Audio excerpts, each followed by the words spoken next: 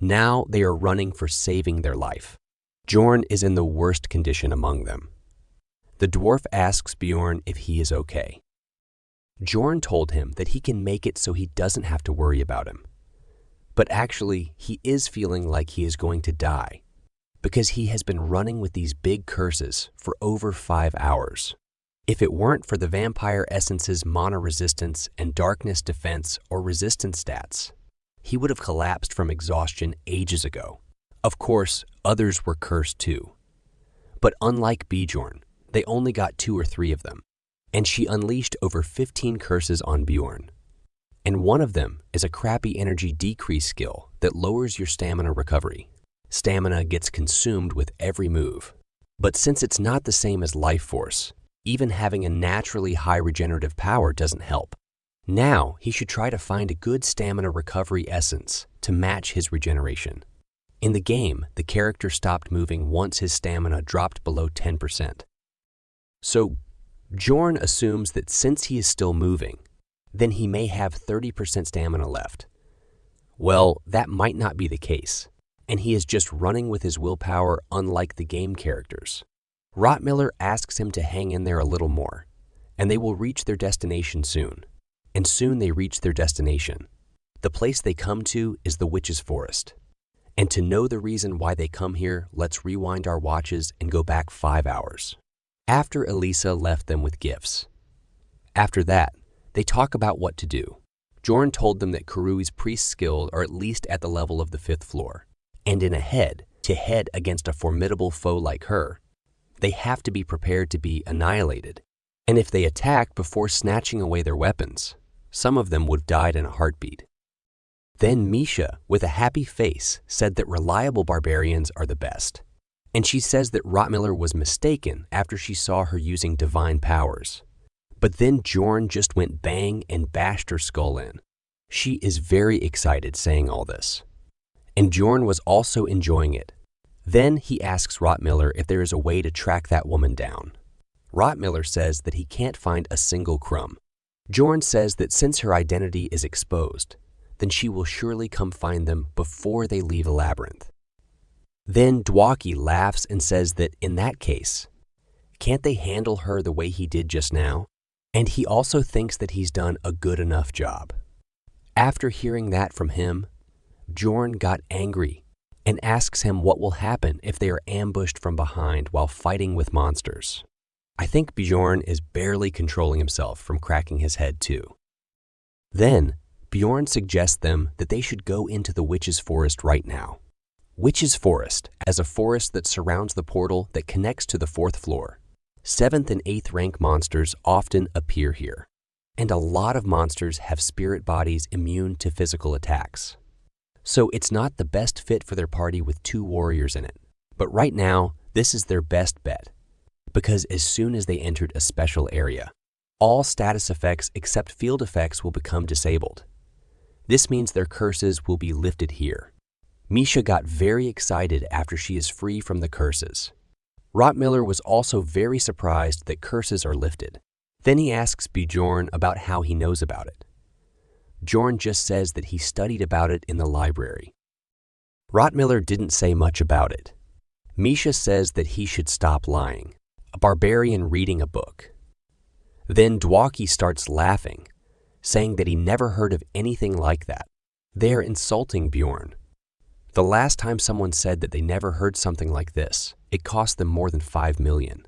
In any case, the curse cast by Kurui's priest is gone now, but the field effect has been applied, and they start hearing voices insulting them. But this doesn't exactly have enough impact to call it a mental attack, at least on Bjorn. But that's not the case for others though. Misha asks Bjorn about how can he hear all this abuse and still be fine. She is almost crying like a baby. Bjorn simply said that it's bearable. At least the 3 who said that they've been to the Witch's Forest before are in relatively good shape. But our useless little Dwaki, he is vomiting nonstop. He is too weak-hearted. Because of these hallucinations and directional dyslexia effects, it's like they are seeing the world through a convex mirror. Bjorn asks Dwaki if he can use magic in that condition. Dwaki told him that he can use magic just fine. Then the dwarf suggests them that they should take a break first to adjust before going further. And since Bjorn also didn't get sleep last night, so he will watch for them. As soon as he told them to sleep, Bjorn falls to the ground. He is too exhausted after going through all this. Then the dwarf comes near him and said that he wants to talk something about Lady Elisa. Bjorn told that it's not Lady Elisa. The dwarf still calls her Lady Elisa. This whole incident is actually Dwarf's fault. When he went to the Explorer Guild to announce the team member recruitment, someone kept asking him questions. That someone is actually Elisa.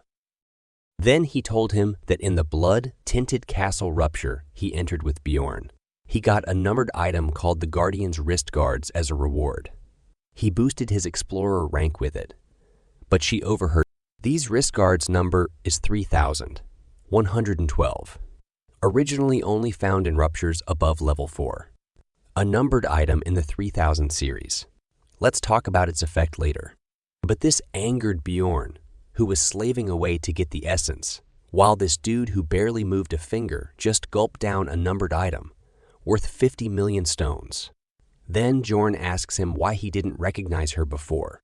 In embarrassment, the dwarf says that it's because she was dressed completely differently compared to, in the city.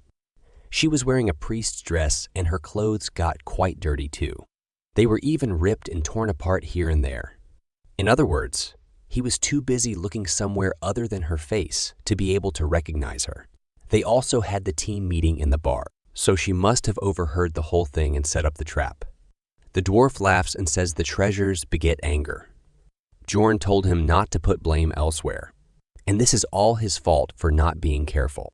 The dwarf says that he didn't know that this would happen, but Bjorn thinks that he is just pathetic, and wondered if this party is really okay.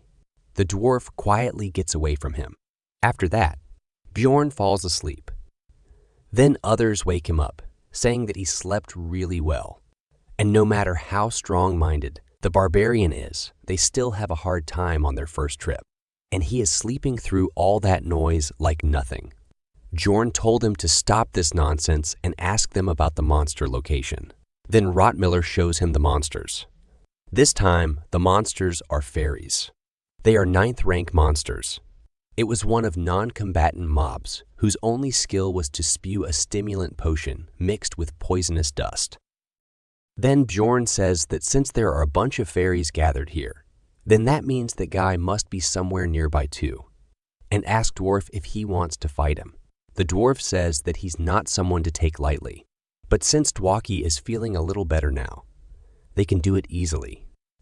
Then he casts lightning and unleashes it on fairies, and fried them all. Well, it looks like I forgot who is the real monsters in this series. Seeing these fairies got fried, a monster got very angry. This monster is a 7th rank monster half-troll. It's a monster that only appears in the witch's forest and has a habit of stalking a group of fairies. In other words, he is a pervert of the monster world. But he is angry now. He attacks the dwarf first, and the dwarf barely able to defend against it. After a single hit, his body starts shaking. This dwarf didn't have as high of a pain tolerance as Bjorn. This is one of the biggest reasons why the witch's forest is shunned by the warrior class. Warriors are used to being beaten up front, but here pain is multiplied many times over, thanks to field effect pain enhancement. Meanwhile, most of the monsters that appear are immune to physical attacks and also use mental skills, so the warriors can't help but have a hard time. The dwarf asks Dwaki if the magic is ready yet or not. Dwaki says that it's almost done. Then Dwaki has cast an 8th rank attack aid magic called Freeze Intensify. This will intensify the next freezing spell drastically. Then, Dwaki casts an 8th rank attack spell called Ice Spear and attacks the half-troll heart and killed him instantly. Looks like Dwaki got his chance to shine here, because others' attacks are not very effective here. But sadly, the half-troll didn't drop any essence, and the dwarf was most disappointed by this because he thinks that he will drop it. Maybe he needs a similar essence.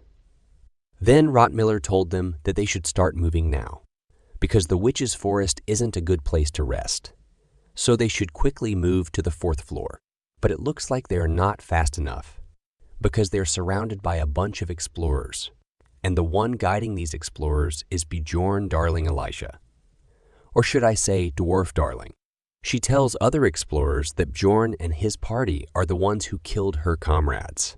She is acting very cute and innocent. It looks like it's not going to end easily for Bjorn's party.